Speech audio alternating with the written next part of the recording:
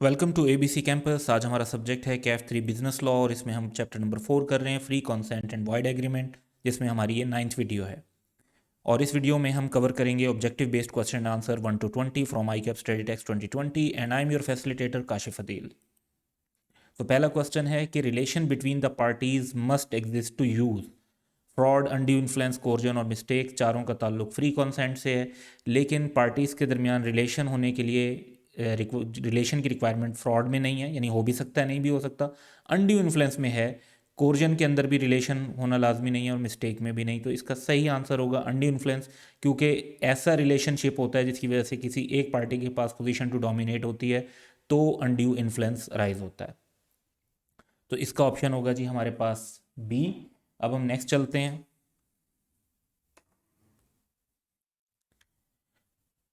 Question number 2 है undue influence implies. तो undue influence के अंदर जो है हमारे पास मॉरल प्रेशर होता है, तो यही हमारा करेक्ट आंसर होगा। क्रिमिनल लायबिलिटी ज़रूरी नहीं है, कोर्जन में क्रिमिनल लायबिलिटी हो रही होती है। प्रेशर ऑफ मनी भी नहीं इन्वॉल्व होता। Physical pressure on the party वो भी कुछ जो है कोर्जन की सिचुएशन तो हो सकती है, लेकिन अनड्यू इन्फ्लुएंस की नहीं हो सकती। तो option A would be correct. Third question है कोर्जन में be directed upon the party whose consent is being caused. हाँ बिल्कुल हो सकता है। एनी अदर पार्टी, उस पर भी हो सकता है, कोर्जन पे तो स्ट्रेंजर पे भी हो सकता है। तो either A and B would be correct answer. None of above सही नहीं होगा, तो C option would be correct. Fourth question है fraud exist if it is shown that false statement has been made knowingly. हाँ जानबूझकर अगर आप false statement देते हैं, without belief in its truth, ये भी होगा। Recklessly without caring to it to be true and false, तो तब भी ये फ्रॉड ही कंसिडर होगा। All of above if done with the intention to deceive, बिल्कुल इंटेंशन टू डिसीव के साथ तो ये तीनों काम ही फ्रॉड कंसिडर होंगे। तो option would be D.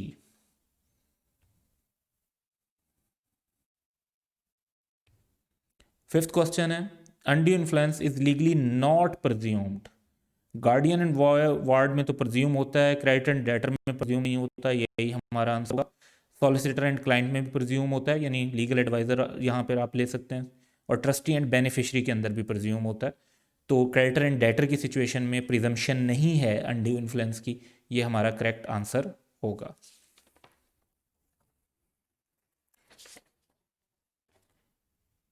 Next question है जी which of the following is not true. Undue influence must be exercise by और against the party to a contract. तो ये बात तो ट्रू है, क्योंकि पार्टीज के दरमियान रिलेशन होता है, उसी में वो कॉन्ट्रैक्ट में एंटर हुए होते हैं। दूसरा है कि जी coercion can be exercise by stranger to the contract, ये बाय और टू दोनों हो सकता है स्ट्रेंजर टू द कॉन्ट्रैक्ट के साथ, तो ये बात भी ट्रू है। A contract is not voidable if it was caused by mistake as to any law in force in Pakistan, ये बात भी ट्रू है, क्योंकि एक्सक्यूज नहीं है पाकिस्तानी लॉ की के बारे में mistake, you should be aware of Pakistani law, तो ये बात भी ट्रू है, इससे वाइडेबल नहीं होता। Duty to speak does not make silence as fraud, ये बात जो है वो अनट्रू है, ये से आप फॉल्स कह सकते हैं, क्योंकि जहाँ पे ड्यूटी टू स्पीक आ जाए तो वहाँ पर साइलेंस फ्रॉड हो जाता है। जनरली साइलेंस फ्रॉड नहीं है, लेकिन जहाँ ड्यूटी टू स्पीक हो, क्योंकि रिलेशन ऐसा है पार्टीज़ का, मोस्ट गुड फेथ का सिचुएशन है, या फिर आप कहते हैं कि जहाँ पे साइलेंस इक्विवेलेंट टू स्पीच हो, तो वहाँ पर साइलेंस फ्रॉड हो सकता है। सो ये नॉट ट्रू स्टेटमेंट के तौर पर हम लेंगे।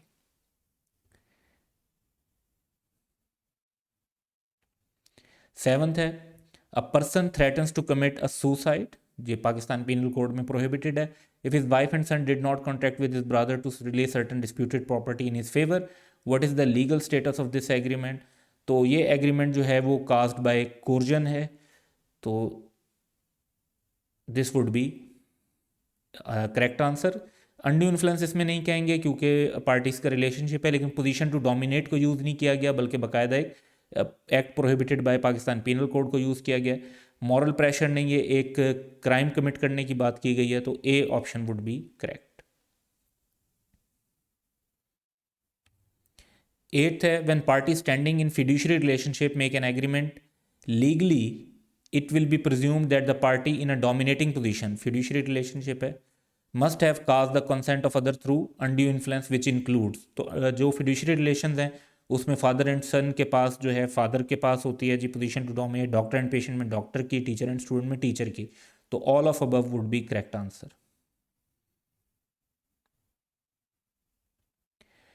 Bilal is a manufacturer of color television sets. He gives an advertisement that, in his opinion, television sets manufactured by him is the best available in the market.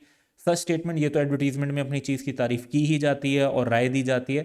तो जब किसी चीज़ के बारे में राय दी जाए और उसे एज फैक्ट के बजाय एज ओपिनियन दिया जाए तो वो फिर मिसरिप्रेजेंटेशन या फ्रॉड नहीं होता। तो इट वॉन्ट बी मिसरिप्रेजेंटेशन, ना इसमें कोई एक्टिव कंसीलमेंट है ना ये फ्रॉड है, तो will not amount to fraud वाला ऑप्शन हमारा करेक्ट होगा।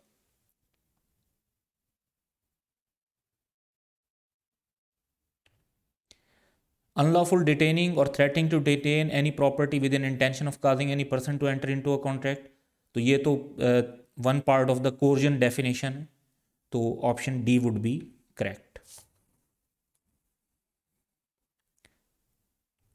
क्वेश्चन 11 है, mister A has two horses, one is black and another is white. He makes an agreement to sell one horse to Mr. B.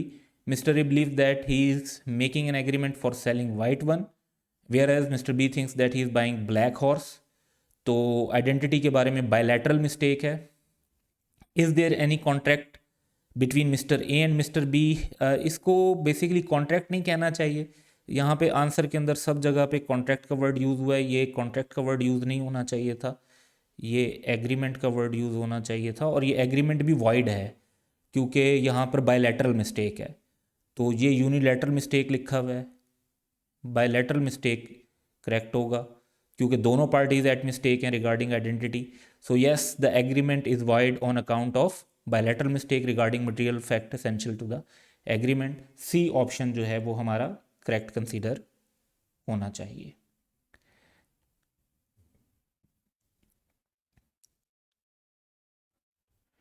Question 12 है, a young widow was force to adopt the boy under the threat of preventing the dead body of her husband from being removed and getting cremated. Any widow can widow set aside adoption deed? Yes, coercion से involve है, ये हमने scenario अपने study text में भी पढ़ा था।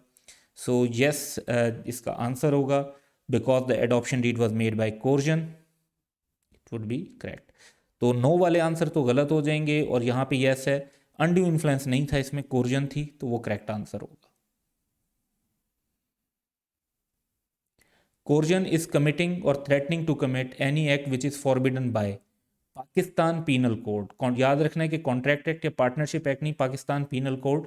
Coercion का लिंक जो है उस लॉ के साथ है, तो ए ऑप्शन आपका करेक्ट होगा। 14 है, विच of the following does not affect free consent? Fraud तो करता है, मिसरिप्रेजेंटेशन भी अफेक्ट करती है, अनड्यू इन्फ्लुएंस भी करता है। अनसाउंडनेस ऑफ माइंड जो है वो उसका ताल्लुक फ्री कंसेंट से नहीं है, उसका ताल्लुक कैपेसिटी ऑफ पार्टीज से है। So D answer would be correct. Which one is not a fraud? Non disclosure of material facts known to the party, तो बताने ज़रूरी नहीं है, तो silence is generally not a fraud. तो ये मेरे ख्याल से आंसर बनता है। Silence maintained by the party where silence is equivalent to speech, जहाँ पे इक्विवेलेंस टू स्पीच हो तो फिर वो फ्रॉड बन जाता है। दो सिचुएशन में साइलेंस फ्रॉड होता है, जहाँ साइलेंस इक्विवेलेंट टू स्पीच हो और फैक्ट को डिनाई ना किया जाए। दूसरी सिचुएशन वो होती है जहाँ पर ड्यूटी टू स्पीक हो क्योंकि पार्टीज का फिड्यूशरी रिलेशनशिप था। Active concealment is also fraud, promise made without an intention of performing is also fraud. तो नॉट अ फ्रॉड में मेरे हिसाब से आंसर ए बनता है, लेकिन हम देखते हैं कि जो आंसर गिवन है वो गिवन है बी। तो मेरे ख्याल में बी के बजाय जो आंसर आना चाहिए दैट शुड बी ए, और नॉन डिस्क्लोजर वाला पॉइंट जो है वो आंसर होना चाहिए। Best appropriate answer in my opinion is that. 16 हमारे पास फिल इन द ब्लैंक्स है। The agreed party in case of can not resend the contract if he had the means of discovering the truth by ordinary diligence.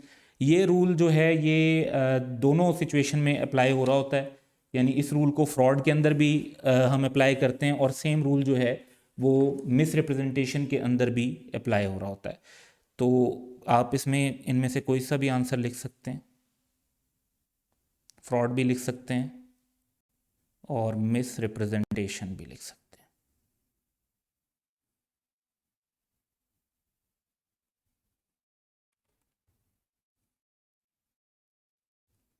Next है जी, 2 or more persons are said to consent when they agree upon the same thing in the same sense. In law, this is called consensus ad idem.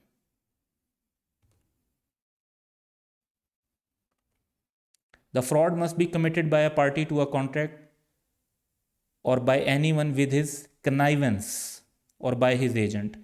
तो 3 situation होती हैं, खुद party करती है, with his connivance होता है और by his agent होता है। कनाइवेंस का मतलब होगा कि उसकी इन्वॉल्वमेंट के साथ हो। The term unilateral mistake means where only one party to the agreement is under a mistake. बिल्कुल जी यही होता है। And a contract is not voidable. Basic rule यही है कि कॉन्ट्रैक्ट वाइडेबल नहीं होगा। But according to the exception the agreement is void where unilateral mistake relates to. अब इसमें 2 सिनेरियो हैं। एक होता है जहां पर आइडेंटिटी ऑफ पर्सन से रिलेटेड मिस्टेक हो,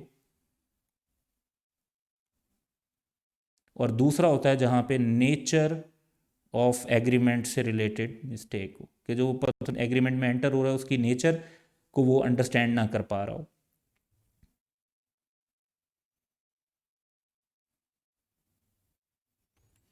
a promise made without the intention of performing, तो ये तो इंटेंशन टू डिसीव हो जाती है, तो इसको फ्रॉड कंसीडर किया जाएगा। So that's all for today. Have a good day.